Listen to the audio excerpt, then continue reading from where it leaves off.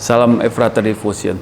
Saya pernah mendengar cerita orang gereja menuntut saudaranya untuk membuktikan apakah ia benar-benar Kristen. Karena tadinya ia seorang Muslim. Tahu apa tuntutannya? Ketika mereka makan bersama, ia mengatakan, makanlah daging babi ini kalau kamu benar-benar sudah Kristen. Agak lain memang, pasti itu halak kita itu. Untuk menjadi Kristen bukan dengan persyaratan harus menjadi pemakan segala juga. Semua yang berkaki 4, kaki 2, yang tidak berkaki pun semua dimakan. Sampai-sampai dengan kearoganan bilang, meja pun yang berkaki 4, kalau bukan karena keras, dimakan juga gitu.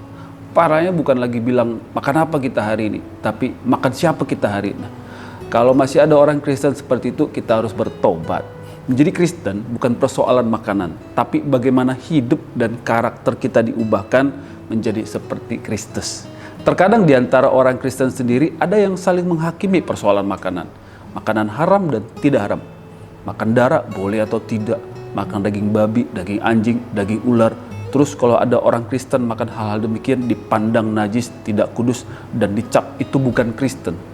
Paulus, seorang Yahudi yang tulen dan berkelas aja bilang begini dalam 1 Timotius 4:4. Karena semua yang diciptakan Allah itu baik dan suatu pun tidak ada yang haram jika diterima dengan ucapan syukur. Artinya, jangan juga menghakimi orang yang makan makanan yang mungkin kita anggap tidak suci atau tidak kudus. Dalam perjanjian lama, bangsa Israel dilarang untuk makan makanan yang haram. Dalam perjanjian baru, Yesus katakan yang najis bukanlah yang masuk, tetapi yang keluar. Itu dikatakan dalam Matius 15:11. Sebentar lagi mau Natal nih. Tentu kebiasaan kita orang-orang gereja ada makan bersama. Kumpul keluarga, Natal kelompok kecil gereja, Natal umum, tentu disediakan dan bawa makanan untuk dinikmati bersama. Apapun makanannya, jangan saling menghakimi. Roma 14 ayat 17-19 katakan, sebab kerajaan Allah bukanlah soal makanan dan minuman, tetapi soal kebenaran, damai sejahtera dan sukacita oleh Roh Kudus. Karena barang siapa melayani Kristus dengan cara ini, ia berkenan pada Allah dan dihormati oleh manusia. Sebab itu marilah kita mengejar apa yang mendatangkan damai sejahtera dan yang berguna untuk saling membangun. Kalau ada saudara kita tidak mau makan makanan yang dianggap haram, jangan dihakimi. Jangan dipaksa makan hal demikian. Kalau ada saudara kita yang makan makanan yang dianggap haram, juga jangan dihakimi. Keluarkan ayat-ayat yang menunjukkan keharaman makanan tersebut, ya kan? Yang terpenting ini, jaga relasi dan kuat mengasihi. Jangan jadi batu sandungan bagi orang lain. Kalau memang kita di kalangan yang tidak makan makanan yang dianggap haram, kita menahan diri lah. Jangan jadi batu sandungan. Roma 14:20 dikatakan, janganlah engkau merusakkan pekerjaan Allah oleh karena makanan. Segala sesuatu adalah suci, tapi celakalah orang jika oleh makanannya orang lain tersandung.